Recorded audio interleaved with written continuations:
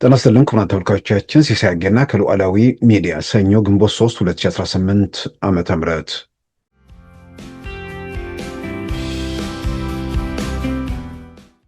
እያለቀ ስለሆነ ሁሉ ነገር እየተደመደመ ስለሆነ ሜጃ መድረሻም የማጣት ነገር ስላለን እቺ የምርጫውን ጊዜ አስቀድመው ምርጫውን ማድረግ እርምጃ እንወስዳለን የሚል ፉከራ አድርገው ነበር። ያንን ስላሉ ቃላቸውን ለመጠበቅ ያው ተፍጨርጭረዋል፣ ግን አልተሳካም። የምርጫ የድምጽ መስጠቱ ቀን ደግሞ ሙከራ አያደርጉም ማለት አይደለም።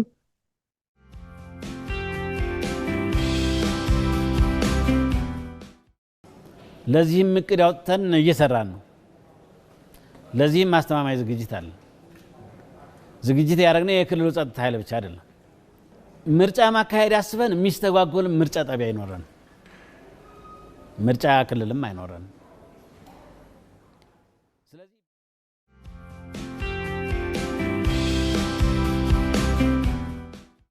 መንግስት በምኞት እንዲፈርስ ህዝብ አመፅ ተነስቶ ቤተ መንግስቱ ተከቦ በኬቭ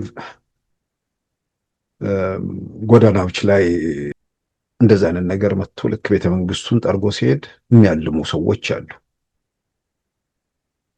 እንደዛ ለመሆኑ እኮ ምልክት ያስፈልጋል። ምንድን ነው ምልክቱ? ለምንስ ወደዛ ሁኔታ ይገባል? ወደዛ ሁኔታ ሲገባ ያጣኸውን ነገር ለማግኘት የተነፈከውን ነገር የሚሰጥ ኃይል መኖሩን ማረጋገጥ ያስፈልጋል። ሀገርን የሚያህል ነገር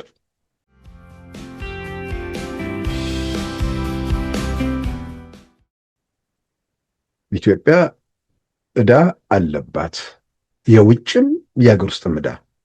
ግን አሜሪካም ዕዳ አለባት። ለብዙዎቻችን የማይመስልን ነገር የኢትዮጵያ ዕዳ ስንት ነው? የአሜሪካ ዕዳ ስንት ነው? የቻይና ዕዳ ስንት ነው? የኬንያ ዕዳ ስንት ነው? የግብፅ ዕዳ ስንት ነው? ይህንን ብሎ መጠየቅ ነው። እያንዳንዱ ግብፃዊ $2300 በላይ በነፍስ ወከፍ እያንዳንዱ ግብፃዊ ዕዳ አለበት ማለት ነው። የኢትዮጵያ 261 ነው። የኬንያ 1400 ነው። የአሜሪካ $118,000 ነው።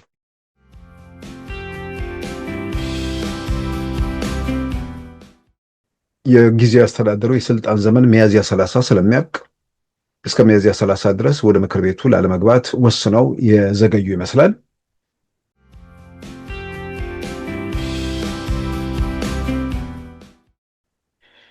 በዛሬ ፕሮግራማችን በእነዚህና በሌሎች ወቅታዊ ጉዳዮች ላይ ትኩረት አድርገናል። አሁን ወደ ዕለቱ ዜና እናመራለን።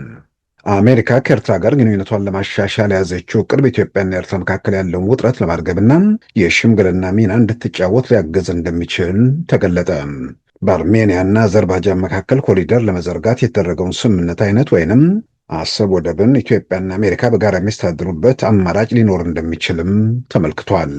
መቀመጫውን በሞስኮ ሩሲያ ያደረገው አሜሪካዊ የፖለቲካ ተንታኝ ዶክተር አንድሪው ኮሪቢኮም ትላንት እሑድ እንደ አውሮፓውያን አቆጣጠር ግንቦት 10 2026 በድረገጹ ላይ ባሰፈረው ጽሑፍ አሜሪካ ከኤርትራ ጋር ግንኙነቷን ለማሻሻል የያዘችው ዕቅድ ኢትዮጵያንም ተጠቃሚ ሊያደርግ እንደሚችል በመግለጽ ግንኙነቱን ለማሻሻል የምትፈልግባቸውን የተለያዩ ምክንያቶች እንደሚኖሩም ዘርዝሯል። በየመን ያሉ የሁቲ አማጽያን በቀይ ባህር የባቤል መንደብን መልሰው የሚይዙበት ሁኔታ እንዳይፈጠር በኤርትራ ግዛት የአሜሪካ ወታደሮችን ማስፈር እንዲሁም የኤርትራ ማዕድኖችን በብቸኝነት ለመቆጣጠር ወይንም ጠቅልላ ለመያዝ ሊሆንም እንደሚችል አመልክቷል። ሆኖም ዋናው ጉዳይ ግን ቀጠናዊን ፖለቲካ ቅርጽ ለማስያዝ በኢትዮጵያና ኤርትራ ውዝግብ መፍትሄ መሻት ሊሆን እንደሚችልም አስፍረዋል። ግብፅ ኤርትራዋትን በመደገፍ ከኢትዮጵያ ጋር በጠላትነት መሰለፋቸውንና ሶስቱም ኃይሎች በሱዳንም ጦርነት ተሳታፊ መሆናቸውን በመዘርዘር በሌላም በኩል ኢትዮጵያ ታሪካዊውን ስህተት አርማለሁ፣ ህወሓት የሰጠውን ወደብ አስመልሳለሁ በማለት ላይ መሆኗን አሜሪካኖቹ ስለሚረዱ ከዚህ ሁኔታ መውጫ ፍለጋ አሜሪካ ከኤርትራ ጋር ግንኙነት ማሻሻሉ አስተዋጽኦ እንደሚኖረው አመልክቷል። አሜሪካ ለኢትዮጵያም ሆነ ኤርትራ የጸጥታ ዋስትና የሚያረጋግጥ የተለያዩ የመፍትሄ አማራጮች ሊኖሯት እንደሚችልም አስፍሯል። በአንድ በኩል በአርሜኒያና በአዘርባይጃን መካከል በ99 ዓመታት ውል የታሰረው ትሪፕ የተባለው የ43 ኪሎ ሜትር ኮሪደርን በኢትዮጵያና ኤርትራ ሊደገም የሚችልበት ሁኔታ እንደሚኖር አመልክቷል።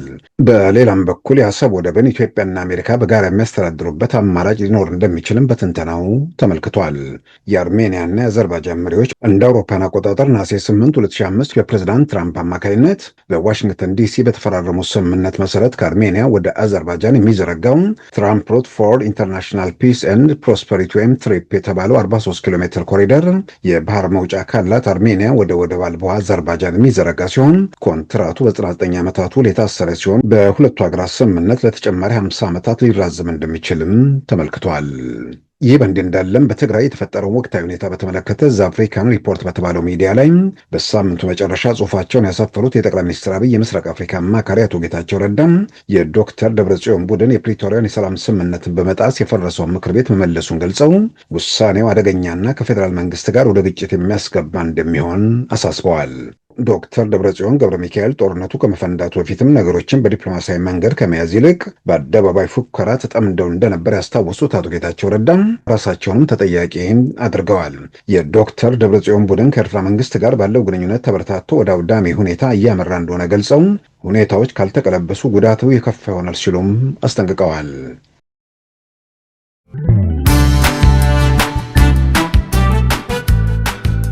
ሉዓላዊ ሚዲያን ይደግፉ።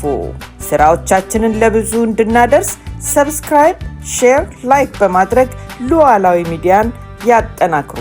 እውነትን እንዘግባለን፣ ኢትዮጵያዊነትን እናቀነቅናለን። መድረኩ ግን ለሁሉም አመለካከት ክፍት መሆኑን እናረጋግጣለን። ሉዓላዊ ሚዲያ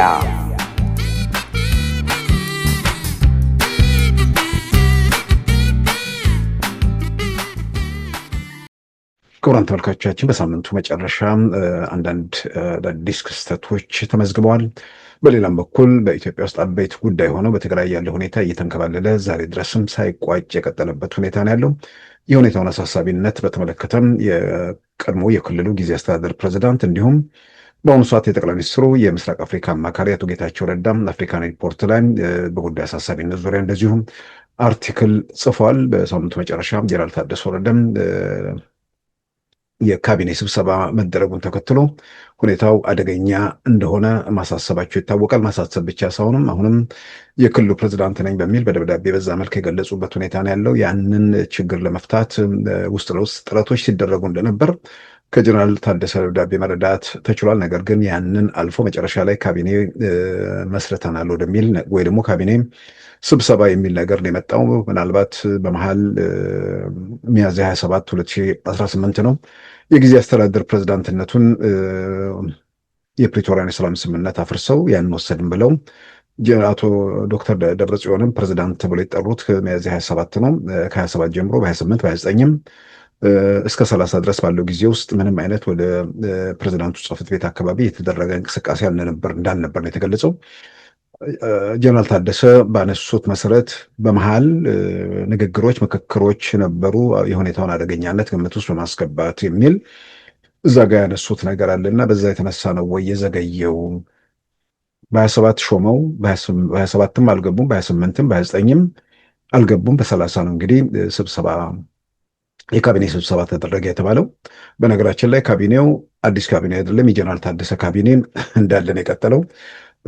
ኃላፊነታቸው ምንድን ነው የሚለው አልተገለጸም እንጂ ራሱ በጀነራል ታደሰ ካቢኔም ምክትል ፕሬዝዳንት የሆኑት አቶ አማኑኤል አሰፋም እዛው ላይ ምክትል ፕሬዝዳንት ሆነው ቀጥለዋል ብቻ ሳይሆን አሁን በዋናነት የዚህ ቡድን ቃል አቀባይ በመሆን በቢቢሲ ላይም ቃለ ምልልስ ሰጥተዋል። በቢቢሲ ላይ በሰጡት ቃለ ምልልስ የጊዜ አስተዳደሩ ፕሬዝዳንት ጀነራል ታደሰ ተብሎ ጥያቄ ሲነሳላቸው ፕሬዝዳንት እሳቸው አይደሉም፣ ተሳስተሃል፣ በዛ መንክ መገለጽ የለበትም በሚል ራሱ ፕሬዝዳንትነቱን ለመጥራት እንኳን ሌላው አካል እንዳይጠራ ወደ መከላከል የሄዱበት ነገር አለም። ስለዚህ ያንን ሲያደርጉ የነበረው ከ27 ጀምሮ እስከ 30 ባለው ጊዜ ውስጥ ጀነራል ታደሰ ደብዳቤ ላይ በምክክርና በውይይት የሚለው ነገር እነዛ ነገሮች ናቸው ያዘገዩት ወይንስ በሌላ ሁኔታ ነው የሚለው ምናልባት አሁን ላይ ከአቶ አማኑኤል አሰፋ ደብዳቤም ወይ ደግሞ አቶ አማኑኤል አሰፋ ቃለ ምልልስ መረዳትም እንደቻል ነው የጊዜ አስተዳደሩ የስልጣን ዘመን ሚያዝያ 30 ስለሚያልቅ እስከ ሚያዝያ 30 ድረስ ወደ ምክር ቤቱ ላለመግባት ወስነው የዘገዩ ይመስላል። ለዛ የሚሰጡት መከራከሪያ እስከ ሚያዝያ 30 ባለው ላይ እኛም ተስማምተን ያደረግነው ስለሆነ እስከ ሚያዝያ 30 ባለው የስልጣን ያለውን ስልጣን የጀነራል ታደሰን ተቀብለው ከዛ በኋላ ባለው እንቀጥላለን ወደሚል ነገር ውስጥ መግባታቸውን የሚያሳዩ ነገሮች ናቸው። ከዛ በኋላ ቅዳሜና እሑድ አርብን ጨምሮ ምን አይነት ሁኔታዎች አሉ በግልጽ የሚታወቅ ነገር የለም። ምናልባትም በጀነራል ታደሰና በእነሱ መካከል ንግግሮች የተደረጉ ነው ወይ? ከዛም ባሻገር በፌዴራል መንግስት በኩል ምን አይነት ሁኔታዎች ናቸው ያሉት? ዓለም አቀፉ ማህበረሰብ በዚህ በተለይ ፕሪቶሪያ የሰላም ስምምነት የሸመገሉ የመሩ አካላት በዚህ ሂደት ውስጥ ሚናቸውስ ምንድን ነው? ምን እያደረጉ ነው? እነዚህ ነገሮች በጠራ መልኩ በግልጽ የሚታወቁ ነገሮች አይደሉም። ነገር ግን ዓለም አቀፉ ማህበረሰብ የኢትዮጵያ መንግስት ጉዳዩን በቀላሉ የሚመለከቱት ነገር እንዳልሆነ፣ በዚህ መንገድም መቀጠል የሚችልበት እድል እንደሌለ፣ በሌላም በኩል ደግሞ ጉዳዩ እስከ ኤርትራ ድረስ እዛም አልፎ እስከ ሱዳን ድረስ የሚያያዝ ከመሆኑም ጋር ተያይዞ የኢትዮጵያ መንግስትም ከዝግጅት አንጻር እነዛን ሁሉ ግምት ውስጥ ያስገባ ታሳቢ ያደረገ ዝግጅቶች እንዳሉ በተለያየ መንገድ እያየን እየተገነዘብን እየተረዳ ነው። በአርኤስኤፍ እና በሱዳን መንግስት መካከል ያለውም ውጊያ በተለይ በኢትዮጵያ ድንበር አቅራቢያ ተፋፍሞ መቀጠሉን የሚገልጹ መረጃዎችም እየወጡ ነው። በሌላም በኩል ደግሞ በኢትዮጵያና በኤርትራ መካከል ያለውን ነገር ለማለዘብ አምባሳደር ማሳድ ቦሎስ በኩል የሚደረጉ የሽምግልና ጥረቶች በተወሰነ ደረጃ ምልክቶች እያሳዩ መሆናቸውን የሚወጡ አንዳንድ መረጃዎች እያመለከቱ ነው። ስለዚህ በዛ በኩል አጠቃላይ ከግብፅ ጋር ያለውን ሁኔታ በተለይ ከህዳሴ ግድብ ባሻገር ደግሞ ከቀይ ባህር ጋር ተያይዞ ያለው ነገር አብሮ መታየት የሚችልበት ሁኔታ ቢፈጠር ትርጉም ባለው ሁኔታ የህወሓትም በሌላም በኩል ያን መሰረት አድርገው የሚንቀሳቀሱ ኃይሎችም ትርጉም ባለው ሁኔታ ከጨዋታ ውጭ መቶ የሚሆንበት የኢትዮጵያን ሰላም በአስተማማኝ መንገድ አረጋግጦ መሄድ የሚቻልበት ከዛም አልፎ በቀጠናው በኤርትራ መንግስት በኩል 30 ዓመት በትግል ላይ ቆይተው መንግስትነትን መስርተው በአጠቃላይ 35 ዓመት ሆነ። አሁን ግንቦት 35ኛ ዓመታቸው ነው። እንግዲህ ነፃ ከወጡ የኤርትራ መንግስት ወይ ደግሞ ሻዕቢያ 35ኛ ዓመቱን ነው የሚያከብረው። በ35 ዓመታት በነፃነት ትግል በሚደረግበት ወቅት የታጣውና ነፃነት ሲገኝ የተመለሰው ነገር ምንድን ነው የሚለውን ምናልባት ለህብረተሰቡ ጥያቄው ሲጠየቅ ምንድን ነው ለዛ መልሳቸው። በሌላም በኩል ለነፃነት ትግል ተደርጎ 35 ዓመታት ምን ተገኘ የሚለው ጥያቄ ባሻገር ይሄ ነፃነት በአስተማማኝ መሰረት ላይ ቆሞ ወይ ደግሞ ነፃነት የምንበለው ሌላ ስያሜ የምንስጠው የኤርትራ ህዝብ ተጠቃሚ የሚሆንበት ትውልዱ ብሩህ ዘመን የሚያይበትን መሰረት ለመጣል ምንድን ነው መደረግ ያለበት የሚለውን ነገር እሱ ላይ እየተሰራ ነው ወይ የሚለው በግልጽ የሚታይ ነገር ነው። አሁን በግልጽም እንደምናየው ኤርትራም ከህወሓት ጋር በነበረው እንትን የደህንነት ስጋት በሚል ከ1993 ማለት ከ1990 ከጦርነቱ ጀምሮ የከበባ አይነት ስሜት አይነት በዛ መንገድ የሚቃኝ ነገር ነበር። የጠቅላይ ሚኒስትር አብይ ከመንግስት ከመጣ በኋላ ይሄ ነገር እንደቆመ አድርገው ያምኑ ነበር። እንደገና ደግሞ አሁንም የተከበበን ስሜት ይንጸባረቃል። በዚህም የተነሳ ወጣቶቹ በሰልፍ ወደ ማሰልጠኛ የሚገቡበት ሁኔታ ነው ያለው። እግራቸው ወደ መራቸው ደግሞ በሱዳንም በኢትዮጵያም ሚዲዮ ደግሞ የሚሰደዱ ቁጥራቸው የበዛ ነው። በእንዲህ ሁኔታ ለመቀጠል እንግዲህ ለኤርትራ መንግስት እንደ ዋስትና ከዚህ በኋላ የሚያየው ይህን ስጋት እቀርፋለሁ ብሎ የሚያየው ኢትዮጵያ ውስጥ ያለውን ሁኔታ በማባባስና ከዛ በኋላ መንግስትን በማፍረስ ብቻ ሳይሆን ኢትዮጵያን በማፍረስ ከዚህ በኋላ ከቀይ ባህር ከባሰብ ወይ ከምጽዋ ወይ ደግሞ አጠቃላይ ከባህር በር ጥያቄ ጋር ያለው ምዕራፍ ዘጋለሁ የሚል በዛ ደረጃ ሊያምኑ የሚችሉበት ሁኔታ ይኖራል። የሚሆን ነገር ነው ወይ? የኢትዮጵያ ውስጥ ሰላም መታጣት ወይ ደግሞ ኢትዮጵያ እንደ ሀገር መፍረስ የኤርትራ ነፃነት ያረጋግጣሉ? የኢትዮጵያን የኤርትራን ቀጣይነት ያረጋግጣሉ? ያው ሰማይና ምድር ቦታ ቢለዋወጡ የማይሆን ነገር ሰማይና ምድር ቦታ ከተለዋወጡ የማይሆን ነገር የለምና እንደዛ ይሆናል ብለን ብናምን ነው። ከዛ ውጭ ግን በዛ ደረጃ እንኳን ቢታመን ለኤርትራም የሚጠቅም ነገር የለም። ትልቅ ሀገር ፈርሶ ቦዩ በየቦታው ከተቀደደ ብዙዎችን ጠራርጎ ሊሄድ የሚችልበት እድል ሰፊ ነው። ግን ኢትዮጵያም ኤርትራም የኢትዮጵያም ህዝብ የኤርትራም ህዝብ በዘላቂነት ሰላም የሚያገኙበት ብቻ ሳይሆን የሚመጣው ትውልድ ላይ መከራና ዕዳ ትቶ ላለመሄድ በኢትዮጵያ በኩል ጥያቄ አለ። በኤርትራ በኩል ጥያቄ እንደነበረ ሁሉ ዛሬ ደግሞ በኢትዮጵያ በኩል ጥያቄ አለ። የቀረበው ጥያቄ የኤርትራን መጻኢ ሁኔታ ብርሃን የሚያደርግ እንጂ ጨለማ የሚያለብሰው ነገር የለም። የኢትዮጵያንም መጻኢ ጊዜ ብርሃን የሚያደርግ ነገር ነው። ሰላምን የሚያረጋግጥ ነው። ወንድማማችነትን የሚያጸና ነው።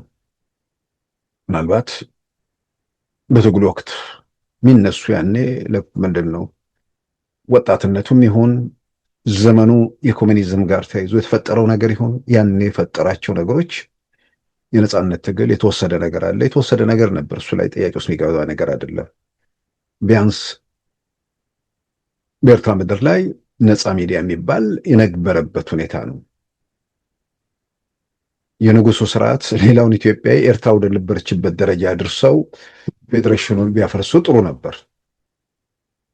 ነጻነት ወስደው ፌዴሬሽኑን አፈረሱ። ግን ደግሞ ከሆነ ቦታ የመጣ ሌላ ምናምን ባዕድ ነገር አይደለም። በኢትዮጵያ ፖለቲካ ውስጥ፣ በኢትዮጵያ ኢኮኖሚ ውስጥ፣ በኢትዮጵያኛውም ጉዳይ ላይ ከሁሉም ኢትዮጵያዊ እኩል እንደውም አንዳንዶች ሲገልጹ የኤርትራኖች ሚና ራሳቸው ኤርትራኖች አካባቢ ነው፣ ከሸዋ ጋር ተቀራራቢ ነው የሚል ነገር የሚያነሱት ነገር አለ። በፍጹም ማንም መብት ያልተገደበበት ንጉሱም ይሁን ደርግ ኢትዮጵያነታቸው ላይ ጥርጣሬ፣ ጥያቄ የሚባል ነገር ያልተነሳበት፣ ጥያቄ የሚነሳው ሻዕቢያ ላይ፣ ጥያቄ የሚነሳው ህወሓት ላይ፣ መሳሪያ ያነሱ ኃይሎች ላይ ነው፣ ጥያቄ የሚነሳው ኦነግ ላይ ምናምን ነው። በዛ ሁኔታ ውስጥ የሆነ ማህበረሰብ ለመገደል የሆነ ማህበረሰብ ለመጨቆን ነው ፌዴሬሽኑ የፈረሰው ወይስ ስልጣንን ለማጽናት ነው? የሆነ ማህበረሰብ ለመጨቆንና ለመተበደል ከሆነ ከዛ በኋላ ነፃነቱ ሲመጣ መንገዱ ሲከፈት ሌላውን ምንድን ነው ሌላ ያገኘውን መብት የመገደብ ነገር ነው የመጣው። በዛ በኩል የደረገ ነገር የለም። ስለዚህ ስልጣን ጥያቄ ነው ብሎ በንጉሱ በኩል ያለውን ነገር ስልጣንን ያልተሸራረፈ ያልተገደበ ስልጣን በመዳፋቸው ማስገባት ስለፈለጉ የሄዱበት መንገድ ነው። የሄዱበት መንገድ ስህተት ቢሆንም የሄዱበት መንገድ ግን የሆነ ማህበረሰብን በተለይ ለመበደል እንዳልሆነ ደግሞ ግልጽ ነው። ስለዚህ ያንም ጭምር ወደኋላም አጢኖ ዛሬ ካለንበት ሁኔታ ላይ ተነስቶ ለመፍትሄው ምን አይነት መውጫ መንገዶች በተለይም ደግሞ ትውልዱ አካባቢ ላይ ምን መሰራት አለበት፣ ምን መከራ እንዳያልፍ፣ ችግሮች እንዳይሻገሩ ምን መደረግ አለበት የሚለው ላይ በጣም አጽንኦት መስጠቱ እጅግ አስፈላጊ ነው። ጠቅላይ ሚኒስትር አብይ በተደጋጋሚ በአደባባይ ጉዳዩን እያነሱት ነው። የችግሩን ስፋትና የችግሩን ጥልቀት የአደጋውን መጠንም ማየት መረዳት የሚችሉት ቀጥታ ከጉዳዩ ጋር ግንኙነት ያላቸው ሰዎች ናቸው። ኢትዮጵያ ወደብ አልባ መሆኗ በኢኮኖሚ ረገድ ያሳደረባትን ተጽዕኖ ነዳጅ ኢትዮጵያ ስታስገባ አዲስ አበባ ላይ ዋና ከተማዋ ላይ የሚሸጠውም ይሁን ክፍለ ሀገር ከተሞች ላይ የሚሸጠው የትኛውን ቁሳቁስ ከውጭ ገብቶ ኢትዮጵያ ሲገባ አዲስ አበባም ይሁን ክፍለ ሀገሮች ላይ የሚሸጠው ወደብ ካላቸው ሀገራት ጋር ሲነጻጸር በምንም መመዘኛ ተቀራራቢ ሊሆን አይችልም። ተጨማሪ የወደቡ ኪራይ ሂሳብ በእያንዳንዱ እንትን ላይ ይመነዘራል።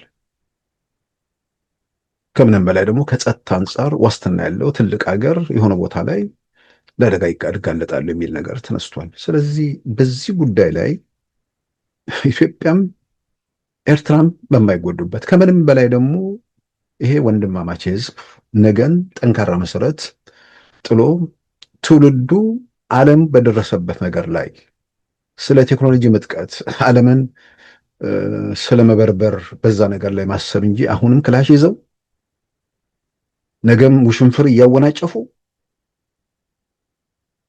ተራራ ጋራ እየወጡ እየወረዱ እንደዛ እየተመኙ መቀጠል ይቻላል? በእርግጥ በዛ ሁኔታ ውስጥ መሄድ የሚቻልበት ሁኔታ አይደለም። ዓለም ተለውጧል። ቴክኖሎጂው ዘምኗል። ወደዛ አይነት ሁኔታ አይካሄድም ብቻ ሳይሆን ትውልዱም ልክ እንደ ዘመኑ ሁሉ የዘመነ ስለሆነ ምናልባት ዛሬ ላይ የሚያየውን ነገር ትላንትም የነበረውን ነገር ለዚህ ነው ውጊያ ያደረጉት፣ ለዚህ ነው መስዋዕትነት የተከፈለው። በውይይት በንግግር መፍታት አይቻልም ነበር ወይ? ሞቱ በምላሹ ጋር ይመጣጠናል ወይ? ምናልባት አጠቃላይ ያንን ነገር ሲገመግሙ የእብደት ነገር አድርገውት ሊወስዱ ይችላሉ። በእርግጠኝነት ግን የሚመጣው ትውልድ ኢትዮጵያ የሚኖር ኤርትራ እንዲህ አይነት ኋላ ቀር በሆነ ነገር ውስጥ አይዳክርም። ዘመኑም ቴክኖሎጂውም የፈቀደለት ሌላ ነገር እንዲያይ ነው፣ ዓለምን እንዲበረብር ነው። ስለዚህ ከኤርትራ ጋር ተያይዞ ያለው ነገር በዚህም በዚያ የምንሰማቸው ተባራሪ ነገሮች ፍሬያማ ከሆኑ ውጤታማ ከሆኑ ኢትዮጵያም ኤርትራም በአጠቃላይ አካባቢውም ሰላምን ማረጋገጥ ይቻላል። የትግራይም ህዝብ እፎይታን በአስተማማኝ መልኩ ይጎናጸፋል። ኤርትራ ላይ ተመርኮዞ ወደዚህ እሸሻለሁ ይህን አደርጋለሁ ብሎ የደም ነጋዴ የሆነ ትውልድን ራሳቸው እንዳሉት ሚሊዮኖችን ፈጅተው ዛሬም ሌሎችን ለመማገር እየጣደፉ ያሉ ሰዎችን ምንም በሌለበት ሁኔታ ላይ አሟምቶ ለመጨረስም በሌላ በኩል የሚደረጉ የሰላም ጥረቶች ያገዛሉ። ከቲፒኤልኤፍ ጋር የሚደረግ የሰላም ጥረት የኢትዮጵያን ችግር በተአምር ሊፈታ የሚችል አይደለም። ከቲፒኤልኤፍ ጋር የኢትዮጵያ መንግስት ወደ ንግግር ማለትም ከፈራረሰው ህጋዊነቱን ካጣው ቲፒኤልኤፍ ጋር ነው ብለው ከእሱ ጋር ተነጋግሮ የኢትዮጵያን ችግር የትግራይንም ችግር መፍታት አይቻልም። በሰው ደም የሚነግዱ ለፖለቲካ ትርፍ ለፖለቲካ ግብ ተብሎ ተፈናቃዮችን 3 ዓመት ከፕሪቶሪያ የሰላም ስምምነት ጊዜ ጀምሮ ድንኳን ውስጥ እንዲንከራተቱ ያደረገ ወንጀለኛ ነውረኛ ቡድን አቶ ጌታቸው በጽሁፋቸው ላይ እንደገለጹት የእሳቸው ማስተዳደር ከዛ በኋላ የመጣው የጀነራል ታደሰ አስተዳደር በተገቢው ስራው እንዳይሰራ በማወክ ስልጣንን ለማረጋገጥ መልሶ ስልጣን ለመያዝ የሚደረጉ ሙከራዎች እንደነበሩ እሳቸውን ገልጸዋል። የትግራይ ህዝብን እፎይታ እንኳን እንዲያገኝ ፍላጎት የሌለው ቡድን ነው። ከስልጣን ውጭ ማሰብ የማይችል ነው እና ከዚህ ቡድን ጋር ይህን የሚደረግ ንግግር የለም። በሌላ በኩል ካሉት ጋር መነጋገር ማለትም ከኤርትራ ጋር የኢትዮጵያ ባህር በር መውጫ የሁለቱን ሀገራት ወዳጅነት አንድ መሰረት ላይ ጥሎ ለነገ ወደ አንድ መንደርደሪያ ለመሄድ ንግግሮች በብዙ መልኩ ይጠቅማሉ። ከጥይት በመለስ ከተኩስ በመለስ ችግሮችን ለመፍታት በጣም ያግዛሉ። እዛ ጋር የሚፈታ ነገር ትግራይ ውስጥ የጥይት ድምፅ እንዳይፈነዳም ትልቅ አስተዋጽኦ ያደርጋል። ይሄኛው ኃይል በፍጹም ሊተኩስ አይችልም። የሚሸሽበት የሚደርስበት እንደሌለ እንደሚታነቅ ሲያረጋግጥ ስልጣኑን ለጀነራል ታደሰ እናና ውሰድ ብሎ አስረክቦ እንደሚወጣ በጣም በእርግጠኝነት መናገር ይቻላል። የሚደርሰው አደጋ ምንም ጥያቄ ውስጥ የሚገባ ነገር አይደለም። መሸሻ ስለሌለ መሄዱበት መሸሻ ስለሌለ ብቻ ሳይሆን የፌዴራል መንግስቱ የሚወስደው እርምጃ የማያዳግም ብቻ መሆኑ ብቻ ሳይሆን ትግራይ ውስጥ ከነዚህ ሰዎች ለመፋታት በየትኛውም መንገድ በየትኛውም ሁኔታ ውስጥ ማምለጥ የሚችሉበት መሸሽ የሚችሉበት ሁኔታ ሁሉ ዝግ ነው ብዬ በግሌ ያምናለሁ። የቲፒኤልኤፍ መሪዎች የፖለቲካም ወታደራዊ መሪዎች ከርቀትም ከቅርበትም በዚህ ወንጀለኛ የጥፋት ቡድን ላይ ድምፃቸውን እያሰሙ ነው። የትግራይ ልጆች ብረትም አንስተው ይህን ቡድን አንቀው ከዙፋኑ ለመሸኘት እየተንቀሳቀሱ ነው። ይህ ባለበት ሁኔታ ውስጥ ሄደው ለሚደገፉበት ሄደው የሚሸሹበት ነገር አለመኖሩ ሲረጋገጥ ብዙ ነገሮችን ለመለወጥ ያለው እድል ሰፊ ነው። በሌላም በኩል ያለው በዚህ ላይ ተንጠልጥሎ የቲፒኤልኤፍ መሳሪያ የሻዕቢያም አገልጋይ ሆነው ለመንቀሳቀስ ሲሞክር እንደ ፋኖ እንደ ሸኔ ያሉ ሸኔ አሁን በነገራችን ላይ ብዙ እየተነነ መሰለኝ እሱ አጀንዳ እምነቱም እያበቃ ነው። የሌሎች ውስጥ ያሉ እንትኖችም ወደ ሰላም መድረክ እየተመለሱ ነው። የአማራ ክልል ባለውም ላይ ወደ የክልሉ መንግስት በይፋ ባደረገው የጸጥታ ቢሮ ኃላፊው ወደ 33,000 ሰዎች ባለፉት ጊዜያት ውስጥ ማለትም እስካሁን ድረስ ባለው ጊዜ 33,000 ታጣቂዎች ወደ ሰላም መድረክ ተመልሰዋል ብለዋል። ያው እንግዲህ ወታደራዊ ምንድን ነው የፖለቲካ መሪዎቹም ታጣቂዎቹ አዛዦችን ጨምሮ ወደ 33,000 ተመልሰዋል ብቻ ሳይሆን በአማራ ክልል ያሉ ምርጫ የሚካሄድባቸው 97 የምርጫ ክልሎችን በተመለከተ በሁሉም ላይ ለማደናቀፍ በሁሉም ላይ ካርድ ሰዎች ነዋሪዎች ማውጣት ችለዋል። በአንዳንድ አካባቢዎች ለማደናቀፍ የተደረጉ ሙከራዎች ተመተው ከሽፈዋል። ምርጫውን ለማደናቀፍ የሚደረግ አንዳችም ነገር ሊኖር እንደማይችል የክልሉ የሰላምና የጸጥታ ቢሮ ኃላፊ በአሚኮ በአማራ ክልል ሚዲያ ላይ ሲናገሩም ሰምቻለሁ። በጣም በእርግጠኝነት በየደረጃው እንደ ችግሩ መጠን ምክንያቱም የዛን ጊዜ የምትል ነው ሊንደፋደፉ የሚችሉበት ነገር ሁኔታ አለ። በቃ ሁሉ ነገር እያለቀ ስለሆነ ሁሉ ነገር እየተደመደመ ስለሆነ ሜጃ መድረሻም የማጣት ነገር ስላለን እቺ የምርጫዋን ጊዜ አስቀድመው ምርጫውን ማድረግ እርምጃ እንወስዳለን የሚል ፎከራ አድርገው ነበር። ያንን ስላሉ ቃላቸውን ለመጠበቅ ያው ተፍጨርጭረዋል፣ ግን አልተሳካም። የምርጫ የድምፅ መስጠቱ ቀን ደግሞ ሙከራ አያደርጉም ማለት አይደለም። ያንንም ግምት ውስጥ ማስገባት የሚሊሻውን ለሚሊሻ የልዩ ኃይል ምንድነው ልዩ አድማ ብተናው በአድማ ብተና በተዋረድ መከላከያም ደግሞ በርቀት ሆኖ አንዳንዶቹ ጋር በቅርበት ሆኖ ሁኔታዎችን ይከታተላል። ምርጫውን በእርግጠኝነት እናካሂዳለን። ምርጫው 97ቱ ምርጫ ክልሎች ላይ በተሟላ መንገድ ይካሄዳል በሚል የክልሉ ጸጥታ ቢሮ ኃላፊ ዶክተር እሸቱ ደሴ እንግዲህ ከአሚኮ ጋር ባደረጉትም ቃለ ምልልስ ይፋ አድርገዋል። ምርጫን ለማሳካት በቂ ዝግጅት አድርገናል። ምርጫውን የሚመራ አስተባባሪ ኮሚቴ አለን። ምርጫው በሰላማዊ መንገድ እንዲጠናቀቅ፣ በዲሞክራሲያዊ መንገድ እንዲጠናቀቅ፣ ህዝቡ የሚያመንበት ፓርቲ ወደ ስልጣን እንዲመጣ እንፈልጋለን። ለዚህም እቅድ አውጥተን እየሰራን ነው። ለዚህም አስተማማኝ ዝግጅት አለ። ዝግጅት ያደረግነው የክልሉ ጸጥታ ኃይል ብቻ አይደለም። መከላከያም ይህንን በትኩረት ይዞ ይሰራል።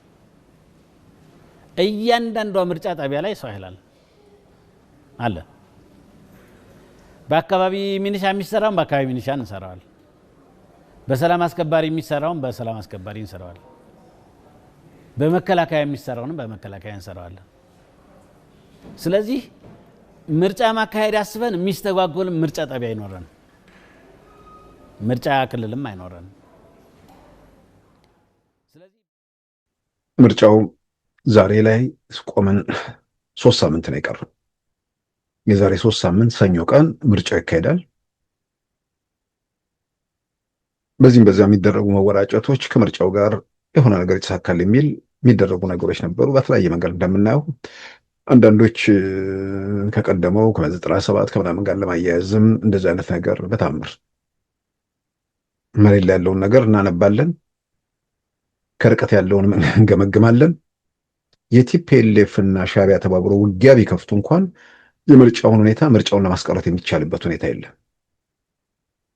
አሁን ባልኩት ሁኔታ ደግሞ በዛ መንገድ የሰላም መንገዶች ምልክቶች እየታዩ ስለሆነ ከቲፒኤልኤፍ ጋር እያልኩ አይደለም፣ ህገ ወጥ ከሆነ ቡድን ጋር እያልኩ አይደለም።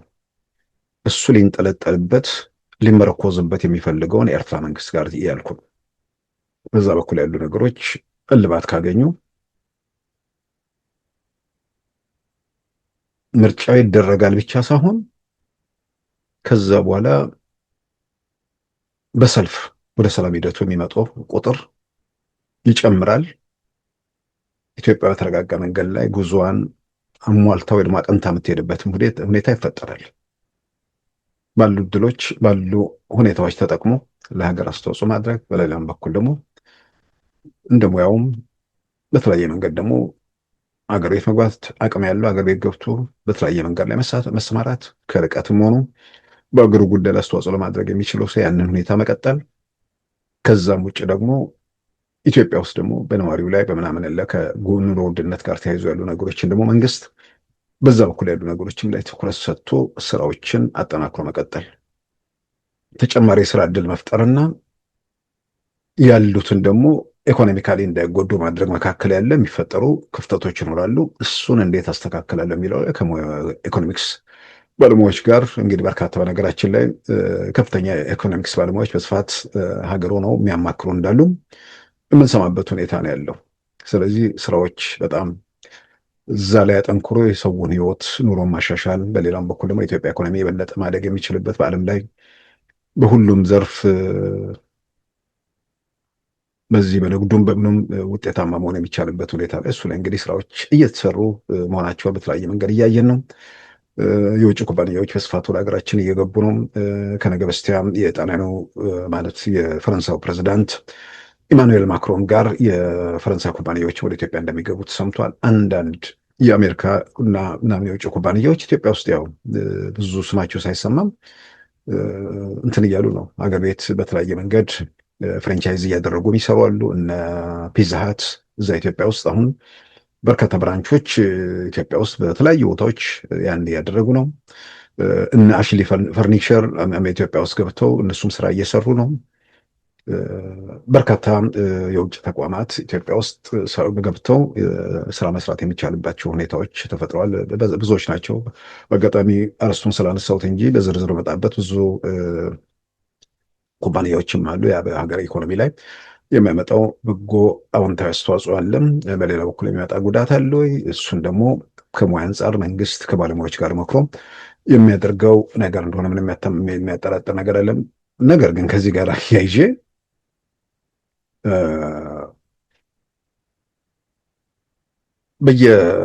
በየሰፈሩ የተደራጀው ኃይል የሆነ ነገር ያደርጋል ተብሎ በጣም በተስፋ ሲጠብቅ የነበረው በሰፈር ተደራጅቶ ሰፈር ይረብሻል እንጂ መንግስት መለወጥ እንደማይችል ሁሉም አረጋገጠ። አሁን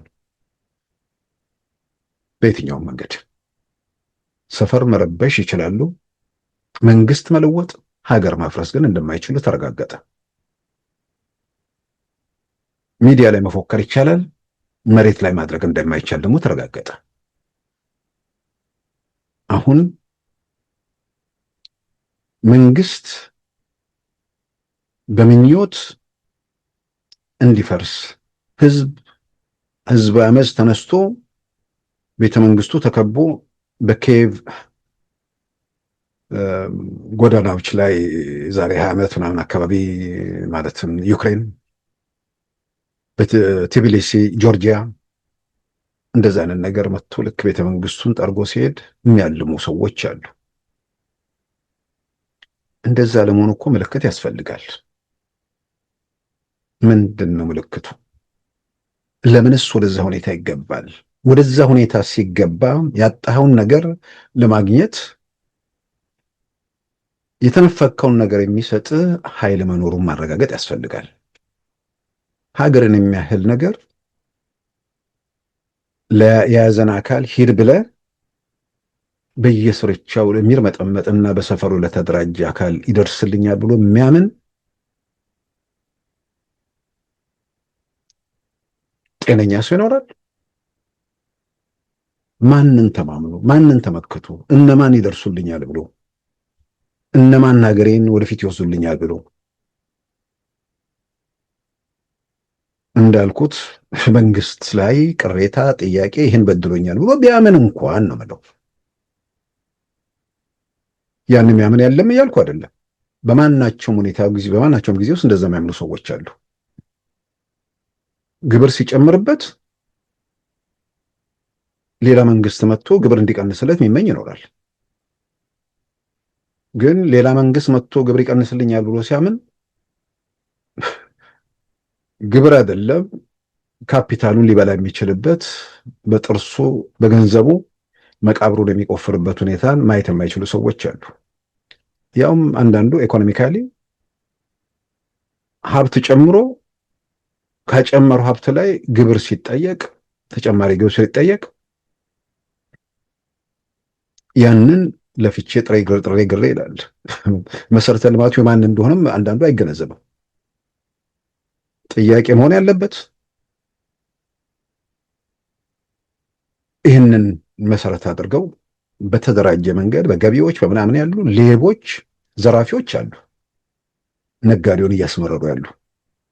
እሱን ነው እንግዲህ መንግስት በአዲስ አበባ በኩልም ይሁን በፌዴራል በኩል ያንን በመንግስት በኩል ያን ማድረግ በጣም በጣም አስፈላጊ ነው። በየቦታው የምንሰማው ምሬት፣ ቁጣ ያለው እሱ ጋር ነው።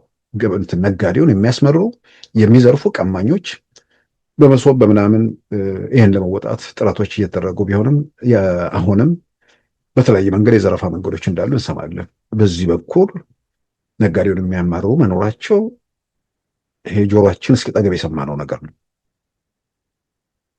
በሌላ በኩል ደግሞ ድሮ ግብር ምንም ያው በልቶ ያስበላሉ በሚባልበት ዘመን ለሆነ አካል የተወሰነ ከሰጠ ሌላውን ዘርፎ ወደ ራሱ ማድረግ የሚችልበት እድል የነበራቸው ሰዎች አሉ።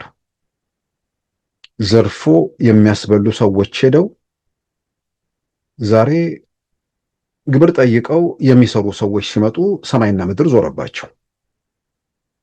ግን ጤነኛ ቢሆኑ እነዚህ ሰዎች የነሱ ሀብት የነሱ ገንዘብ የማንም ኪስ ሳይሆን መሬት ላይ ታሪክ እየሰራ ነው። በዛ መርካት በዛ መደሰት ነው ያለባቸው። በነገራችን ላይ ግብር ምናምን ብቻ አይደለም።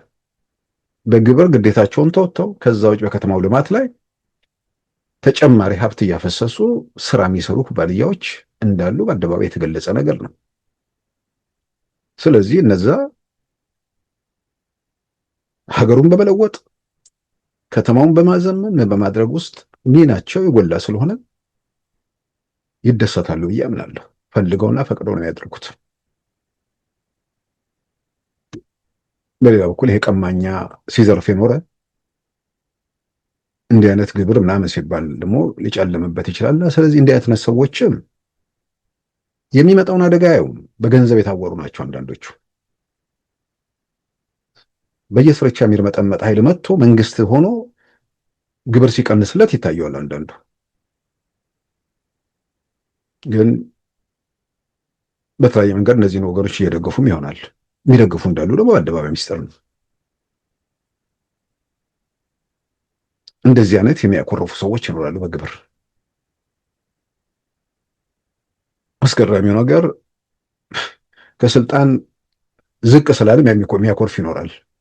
ኩርፊያ ጥሩ ነው፣ ምንም ችግር የለም። ኩርፊያው ግን የሱ ኩርፊያ የሱ ቁጣ በሀገር ላይ ጉዳት እስኪያመጣ ድረስ ደግሞ በዛ መንገድ የሚገልጹ ሰዎች አሉ።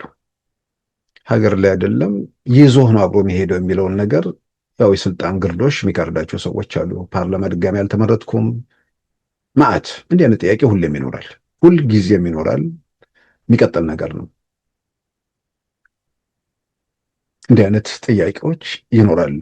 ከኑሮ ውድነት ጋር ተያይዞ የሚነሱ ነገሮች ደግሞ ይኖራል። ይሄም የኑሮ ውድነቱ በተለይ እንደ ኢትዮጵያ ባለ ሀገር በተለይም ደግሞ ዝቅተኛው ህብረተሰብ ክፍል ላይ ግሽበቶች ሁልጊዜም ጫና እየፈጠሩ ይመጣሉ። ስለዚህ በዚህ በኩል ምሬት ይኖራል። ግን ለነዚህ ኢትዮጵያ ወገኖች ማስረዳት የሚያስፈልገው ይሄኛውን ነገር እንዳይመጣ መንግስት ማድረግ ይችል ነበር የሚል የኢኮኖሚ ትንተና መስጠት የሚችሉ ሰዎች፣ የኢኮኖሚው እንቅስቃሴ መጎልበት ተጨማሪ አፎችን ወደ ገበያው እነዛ ደግሞ ያሉ ሸቀጦችን በጋራ ማሳደድ ውስጥ ስለሚገቡ ኑሮ ውድነት ላይ ወይ ደግሞ ግሽበት ላይ አስተዋጽኦ እንደሚያደርግ ባለሙያዎቹ ይናገራሉ። ኢኮኖሚ እንቅስቃሴውን መግታት ግን ግሽበቱ እንዳይቀጥል ወይ ደግሞ እንዳይባባስ ሊያደርግ ይችላል የሚል መከራከሪያ አለ። ያ ማለት አዲስ ስራ መስክ የሚሰማሩ ሰዎች ስራ እንዳያገኙ፣ ልማቱ እንዳይቀጥል በሚል ነው። ስለዚህ ሁለቱን ባላንስ ማድረጉ ላይ መንግስት ኃላፊነት ነው። በዚህ በኩል መንግስት ማድረግ ሲገባው ያላደረገው፣ ማድረግ እየተገባው ባለመፈጸሙ የተፈጠረ ነገር ካለ ይሄንን የተመለከተ የኢኮኖሚ ትንተናዎች በጣም አስፈላጊ ናቸው። ስለዚህ የኢኮኖሚ ግንድና የኑሮ ውድነት ላይ ብሎ ተቃውሞ የሚያቀርበው ግን ወይ ደግሞ በዛ መንገድ ይለወጥልኛል ብሎ ተስፋ የሚያደርግ ማንን ላይ ተስፋ ያድርግ?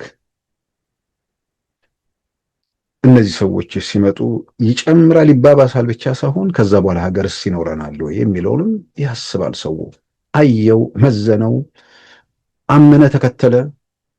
በኋላ እነዚህ ናቸው እንዴ የሚል ነገር ውስጥ በደንብ ገባ። እንኳን ሀገር አሁን ብዙ ያጨበጨበላቸው እንኳን ሀገር ቀበሌ አምኖ የማይሰጣቸው ሰዎች መሆናቸውን እያረጋገጠ መጣ። ይሄ በአደባባይ የሚታይ እውነታ ነው። ስለዚህ በሌላ መንገድ በተኩስ በምናምን ጅራፍ በማጮህ በመተኮስ አልተሳካ ያለው ህዝባዊ ቁጣ ምናምን አሁን ሽሮ ሜዳ አካባቢ የተገደለ ልጅ እሱ ላይ ለመንጠልጠል የተደረገ ሙከራ በአንድ በኩል ነውር ነው። ወንጀል ተፈጽሟል። ያን ወንጀል የፈጸመን ግለሰብ ፖሊስ በቁጥጥር ስር አውሎታል። ግለሰቡ በእንዲህ አይነት ያውም ቂም በተመላበት ሁኔታ ኃላፊነቱን ዘንግቶ ንጹሐን ላይ በደረሰው ነገር ተጠያቂ መሆን አለበት። ምንም ጥያቄ ውስጥ የሚገባ ነገር አይደለም። ይልቁንም የዚህን ንጹህ ህይወት ለፖለቲካ መጠቀሚያ ለማድረግ እዛ ዙሪያ ላይ የሚደረግ ማንዣበብ ግን ነውር ነው። የሚመጣ የሚለወጥ ነገር ላይኖር፣ ይልቁንም ጥያቄውን ቶሎ ብሎ በፍትሃዊ መንገድ ምላሽ ማግኘት የሚችልበት ሁኔታ ላይ እሱ ላይ ስራ መስራት ለማናችን የሚጠቅመው እና አሁን ሁሉ ነገር የሚደረገው ስላልተሳካ በሆነ ነገር ላይ ማንዣበብ የተያዘው። አንድ ቦታ ነበርኩኝ በሳምንቱ መጨረሻና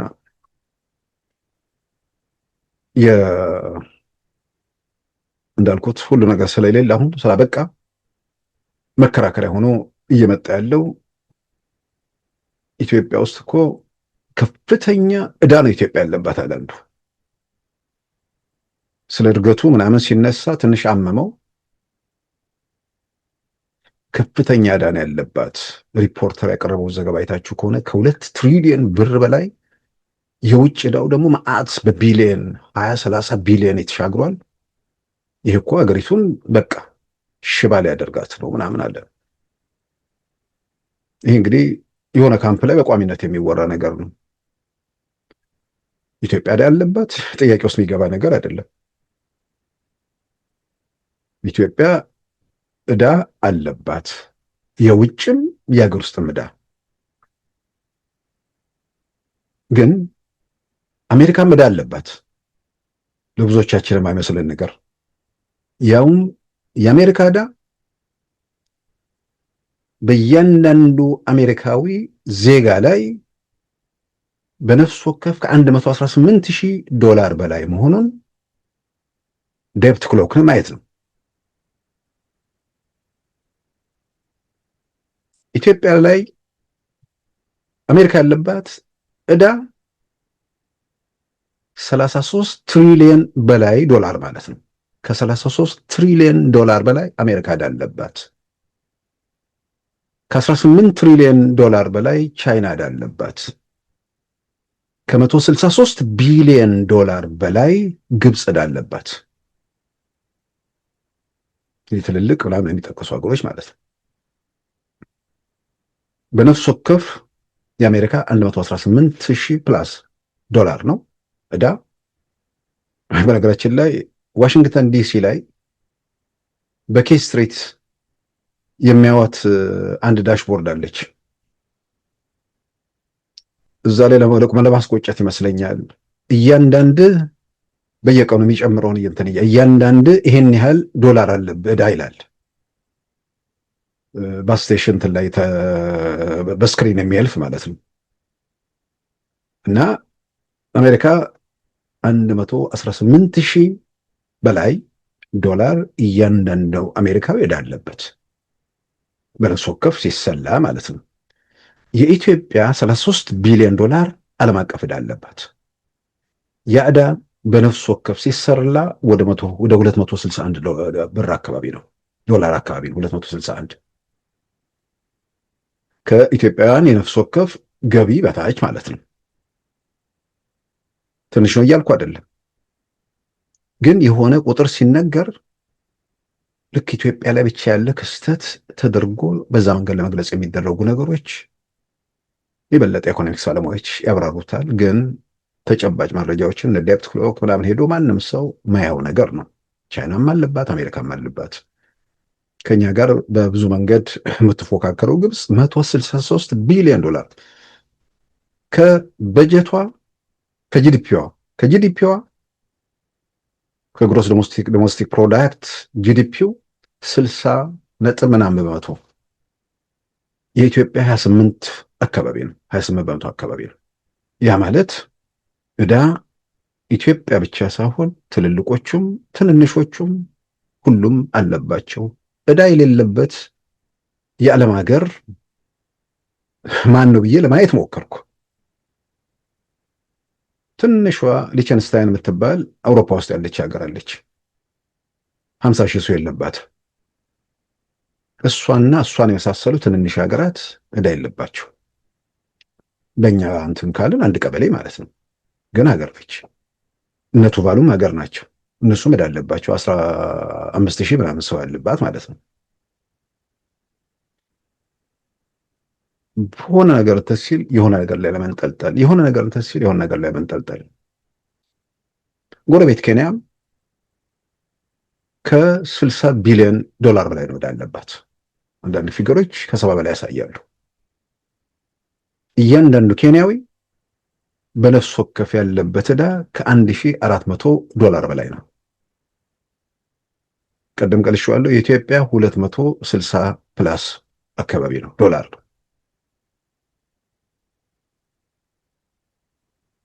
ስለዚህ ኢትዮጵያ ጋር ሲመጣ ምንድን ነው የተለየ ወይ ደግሞ ተአምር ለማድረግ የሚደረጉ ሙከራዎች ያው አንዳንዴ ራሳችንን ብቻ ስናይ የሚፈጠሩ ነገሮች ስለሚኖሩ ወጣ ብለንም ደግሞ ያለውንም ነገር ማየትና አዲስ ክስተት ወይ የተለየ ነገር አይደለም የሚለው ምናልባት በዛ ረገድ ግንዛቤ ማስገኘት ይቻል ይሆናል። የበለጠ የኢኮኖሚክስ ባለሙያዎች ደግሞ ሊተነትኑት ይችላሉ። ግን በአደባባይ ያለው እውነት ነው። የኢትዮጵያ ዕዳ ስንት ነው? የአሜሪካ ዕዳ ስንት ነው? የቻይና ዕዳ ስንት ነው? የኬንያ ዕዳ ስንት ነው? የግብፅ ዕዳ ስንት ነው? ይህንን ብሎ መጠየቅ ነው። እያንዳንዱ ግብፃዊ ከ2300 በላይ ዶላር በላይ ከ2300 ዶላር በላይ የነፍስ ወከፍ በነፍስ ወከፍ እያንዳንዱ ግብፃዊ ዕዳ አለበት ማለት ነው።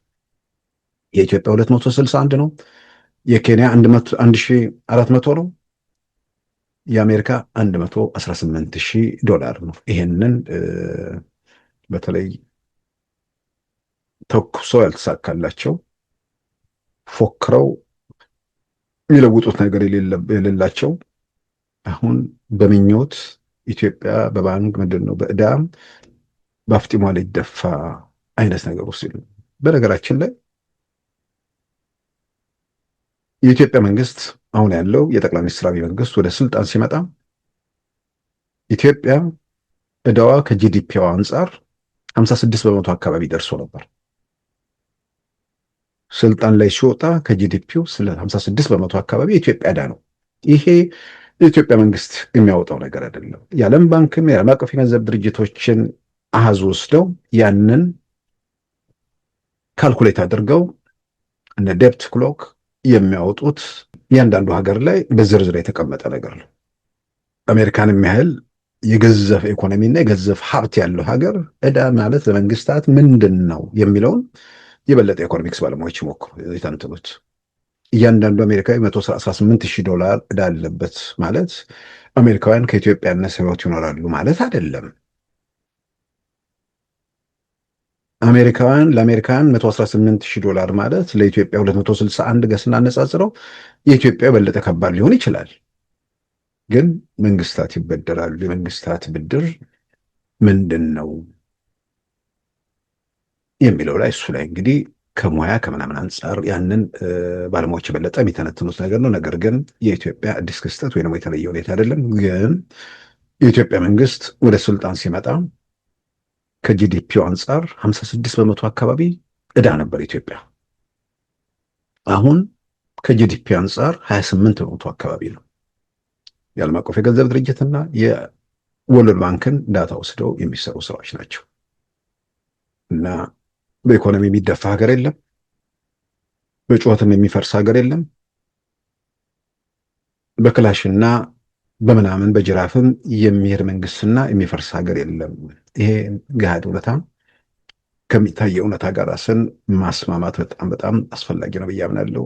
ስለዚህ በተለያየ መንገድ እኔ ዜጎች በተለይም ከዚህ በጩኸቱ በምናምን ውስጥ የሌሉ ከምር የሀገራቸው ጉዳይ ከምር የወገናቸው ጉዳይ የሚያስጨንቃቸው ከምር የሀገራቸው መጻኢ ሁኔታም የሚያሳስባቸው ወገኖች በተጨባጭ መሬት ላይ ያለው እውነታ ምንድን ነው? በመንግስት በኩል የጎደሉ ነገሮች፣ በጸጥታ በኩል ያሉ ችግሮች፣ በኢኮኖሚ በኩል ያሉ ችግሮች፣ በዛ ውስጥ ማን ምን ሚና አለው? በዚህ በኩል እኔ ምን ላደርግ እችላለሁ? ሀገራችን በተረጋጋ ሁኔታ ውስጥ እንድትቀጥል ትውልዱ መራመድ እንዲችል በዚህ በኩል ምን መስራት ይቻላል የሚለው ላይ ማተኮር በጣም አስፈላጊ ነው። ምናልባት የኢትዮጵያ መንግስት ወደ ስልጣን ሲመጣ የተቆላለፉ ነገሮችን በተወሰነ ደረጃ ቆላልፎ ቢሄድ ኖሮ ሚዲያው ላይ የነበሩ ገደቦች ባይለቀቁ ነው ኑሮ ብለው የሚቆጩ ሰዎች አሉ። ለምን ስርዓት አልበኝነቱ፣ ዘረኝነቱ ምናምን እያንዳንዱ ጎጆ በነፃነት መግባት የሚችልበት ሁኔታ ተፈጠረና ሰዎች ሰፈራቸው ላይ ተጥደው ዓለም ወዴት እየሄደ እንደሆነ ለማየት ለማገናዘብ ተቸገሩ። እዛው ከሰፈር መውጣት አቃታቸውና በአደባባይ የሚናገሩን ነገር ለማመን በአይናቸው የሚያዩትን ነገር ለመቀበል ተቸገሩ። ዘረኝነት አይንንም ይጋርዳልና ሕሊናንም ሞራ ያለብሳል።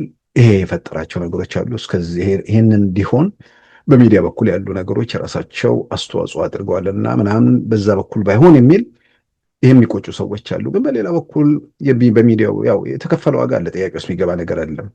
ግን የኢንተርኔት መስፋፋት ብዙ ነገሮች መለቀቃቸው ደግሞ ወጣቱ ላይ የፈጠረውን መነቃቃት በኢኮኖሚም በብዙ መልኩም ወጣቱ ላይ የተፈጠረውን ነገር ወጣቶች በዓለም ላይ ተጽዕኖ ለማድረግ ያላቸውንም አቅም ቃሉ ቡቲክን ወስዶ ማሳየት ይቻላል። ምናልባትም እሱም አደባባይ ያወጣው ነፃነቱ በሩ ሲከፈት ነው። የበር መከፈት ብዙ ነገሮችን አምጥቷል፣ ብዙ ነገሮችን ለውጠዋል፣ ለብዙዎች የስራ ዕድል ፈጥሯል። በአንጻሩ ደግሞ ዘረኞችና መንደርተኞች እንዲፈነጩበት፣ ጥቅመኞች ጥላቻ እንዲዘሩበት በተለያየ መንገድ አስተዋጽኦ አድርጓል። ያው እንግዲህ ያለፈ ነው። የምንም ብዙ ዋጋ አስከፍሏል። ግን ሀገር ወደ መከራ ወደ መዓት ለመክተት ብዙ ተጥሯል። ግን ታልፏል። ከዚህ በኋላ የሚመጣ የሚለወጥ የሚሆን ነገር የለም። ስለዚህ ነፃነቱ የበለጠም ሰፍቶ መቀጠል አለበት ብዬ አምናለሁ። በመጨረሻም ታዋቂ ፖለቲከኛ አቶ ሌንጮ ለታ መጽሐፋቸው አዲስ አበባ ከተማ ትላንት መመረቁን ሰማው። ምናልባት ሰሞኑን ማስታወቂያ ነበር።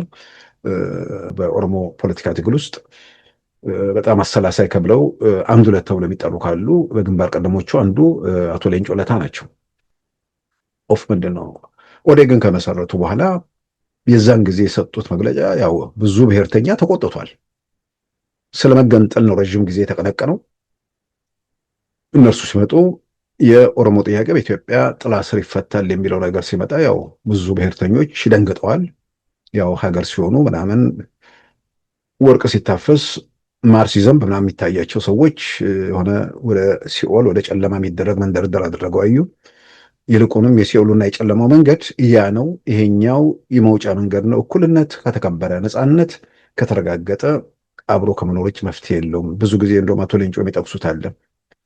ያኔ የመገንጠል አጀንዳ በምናውለበልብበትና በኋላ ላይ ከቀዝቃዛው ጦርነት በኋላ ነገሮችን ስናይ አንድ ቋንቋ፣ አንድ እምነት ያለው ሶማሊያ ሲፈርሳየን ያንን ከገመገሙ በኋላ እኩልነትና መብቱ ተከብሮ በነፃነት መኖር የተሻለው መንገድ ነው በሚል የኦሮሞን ፖለቲካ በማስከን ረገድ ከነ ዶክተር ዲማ እና ከሌሎች የፖለቲካ መሪዎች ጋር ትልቅ ሚና የተጫወቱ ሰው ናቸው። አሁንም ኢትዮጵያ ውስጥ ባለው ሁኔታ የኢትዮጵያ ሀገራዊ ምክክር ኮሚሽንን በአማካሪነት ከሚሰሩ ምሁራን አንዱ ናቸው።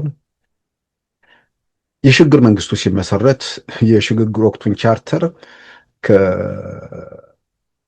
ከፕሬዚዳንት ኢሳያስ እና ከጠቅላይ ሚኒስትር መለስ ጋር ኤርትራ ውስጥ ተሰናይ ላይ ካረቀቁትም አንዱ ናቸው። እንግዲህ ምናልባት ይህንን ለተመለከተ ዝርዝር ነገር መጽሐፋቸው ላይ ይኖራል ብዬ አምናለሁ። በእርግጥ ከኢሳቅ ጋር ባደረጉትና እኔ ባደረኩላቸው ቃለ ምልልስም በዚሁ ጉዳይ ላይ በዝርዝር የተናገሩት ነገር አለ። ምናልባትም ቪዲዮውም በሉዓላዊ ላይም ስለሚገኝ ተመልካቾች ላዩ ይችላሉ።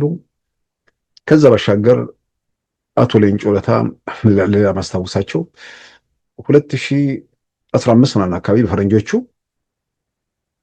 አገር ቤት ገብተው ለመታገል አስበው ሄደው ነበር። ሁኔታዎችን ለማጥናት ምናምን እድሉ ካለ የሚፈቀድ ከሆነ ከሆቴል ሳይወጡ በመጡበት እንዲመለሱ ትዕዛዝ ተሰጥቷቸው ሀገራቸውን ለቀው የወጡ ሰው ናቸው። ዛሬ ነፃነት የለም የሚሉ ሰዎች ትላንት የነበረውን ነገር እስከየት ድረስ ጥግ እንደሚካሄድ በሰላማዊ መንገድ ያውም የሽግግር መንግስቱ ሲመሰረት ከመስራቾቹ ውስጥ የኦሮሞ ነፃነት ግንባር 12 ወንበር ነበረው ከ87 ወንበር 1 ዓመት ከሐምሌ እስከ ሰኔ ነው የቆየው። ከሐምሌ 83 እስከ ሰኔ 84 የክልልና ምናምን ምርጫ እስኪደረግ ድረስ። ከዛ በኋላ እንዳለ ከሀገር ነው የተባረሩት። ይህም ጨምሮ የሽግግር መንግስት መስራት አጠቃላይ ነገሮች ላይ እንግዲህ ሰፊ ነገር መጽሐፋቸው ላይ ይኖራል ተብሎ ይጠበቃል። በሆነ ለመናገር በኢትዮጵያ ፖለቲካ ትግል ውስጥ ያው በግንባር ቀደምትነት ከሚጠቁት ሰዎች አንዱ ስለሆነ እንዲህ አይነት ሰዎች የሚጽፉት መጽሐፍ እውነት ለመናገር አጓጊ ነው። ብዙ ሰዎችም ያነቡታል ብዬ ጠብቃለሁ። አንዳንዴ ሰዎች ታሪካቸውን ሳያስቀምጡ አሁን በግሌ ታሪካቸውን ጽፈው ቢሆን ብዬ የምመኘው አቶ መለስን ነበር። ከሀሳባቸው ጋር ኢትዮጵያን ለመከራ ለስቃይ እዚህ ማዕት ውስጥ የከተቱ ብዬ አምናለሁ። ግን ታሪካቸውን ጽፈው ቢሆን ብዙ ነገር ይጠቅም ነበር። አንድ አዲስ አበባ ውስጥ ትልቅ ከቨር ያለው መጽሐፍ ተናልኩና ምንድን ነው አቶ መለስን ሳይ ይሄ ነገር ታሪካቸው ተጻፈው ብዬ ደስ ብሎኝ ከሆነ መጽሐፍ አዟሪ እንትን ስል ሳይ የልማታዊ ዲሞክራሲ አቶ መለስ ምንድን ነው ፖሊሲ ነው ትንተና ምናምን የሚል ነገር ነው። በውድቀትና በኪሳራ የተደመደመ በትልቅ ጥራዝ ተጠረዘ፣ በምናምን ውስጥ ወደቀ። እሱ ምን ይፈይዳል? ይልቁንም የተጻፉ ተቀነጫጨው ያሉ ነገሮች ካሉ ሌላ ሰው እንዲጽፈው አድርገው መጽሐፉን በዛ መንገድ ቢጻፍ ጥሩ ነው ብዬ አምናለሁ። ሌሎችም በዚሁ መንገድ ቢጽፉ ኮሎኔል መንግስቱ ኃይለማርያም መጽሐፋቸውን ክፍል 1 ጽፈው ያው ክፍል 2 እና ክፍል 3 ይኖራል ተብሎ ነበር። ከፀሐይ ፐብሊሸር ጋር ባለመስማማት ክፍል 2ቱን በግላቸው አሳተሙት። 3 ይውጣ አላውቅም። ክፍል 1ን በአብዛኛው ስለ ታሪክ ስለምናምን ያወሩት፣ ግን በተደራጀ መንገድ ደረጃውን የጠበቀ መጽሐፍ ነው። ክፍል 2ቱ በጣም በጉጉት ይጠበቅ ነበር። እንግዲህ በኋላ እንደሰማነው ከአሳታሚው ጋር ባለመስማማት ከአሳታሚ ድርጅቱ ጋር ባለመስማማት በግላቸው አወጡ። በኋላ በሆነ ምክንያት አገኘሁት መጽሐፍ ሳይሆን የሆነ የኢሰፓ ሪፖርት ነው የሚመስለው። ይህንን አድርገን የኢሰፓ ሪፖርት ያ መጽሐፍ አልነበረም። ሻምበል ፍቅረ ስላሴ ጠቅላይ ሚኒስትሩ፣ ምክትል ፕሬዚዳንት ፍስሐ ደስታ ኮሎኔሉ ሁለቱም የጻፉት መጽሐፍ እጅግ ድንቅ መጽሐፍ ነው። በሚገርም ያንን ዘመን በትክክል በራሳቸው መንገድ የዓይን ምስክርነታቸው በዝርዝር የገለጹበት የሚነበብ በጣም ልዩ መጽሐፍ ነበር። ኮሎኔል ፍስሐ በአንድ ጥራዝ ነው። ሻምበል ፍቅረ ስላሴ በሁለት ጥራዝ እኔና አብዮቱ እኛና አብዮቱ በሚል የወጣ ነው። የነዛን መጽሐፍ አይቼ ኮሎኔል መንግስቱ ከፀሐይ ፐብሊሸር ከኤልያስ ወንድሙ ጋር ቀጥለው ህይወት ያለው መጽሐፍ አውጥቶ ቢሆን ኖሮ ምናልባትም አሁንም ከቻሉ እሳቸውም ታሪካቸውን ምናልባት የሚጸጸቱበት መንገድ ካለ ያላየነውም ነገር ካለ በአጠቃላይ ሰዎች ታሪካቸውን ሲጽፉ በተለይ ደግሞ በኢትዮጵያ ፖለቲካ ሂደት ውስጥ ዋና ተዋናይ ሆኑ በሌላም መንገድ በኢትዮጵያ እንትን ውስጥ አስተዋጽኦ ያደረጉ ሰዎች የራሳቸውን ታሪክ እንዲጽፉ ማበረታታት በጣም አስፈላጊ ነው ብዬ አምናለሁ። ክቡራን ተመልካቾቻችን የዛሬ ሰኞ ግንቦት 3 2018 ፕሮግራማችን በዚሁ ተጠናቋል። ጤና ይስጥልን።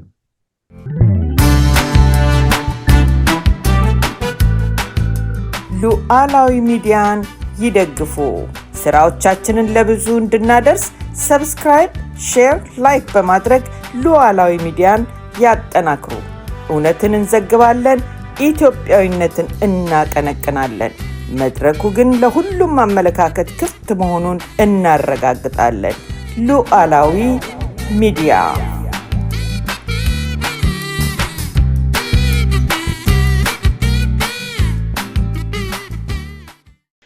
የዛሬ ሰኞ ግንቦት 3 2018 ፕሮግራማችን በዚሁ ተጠናቋል።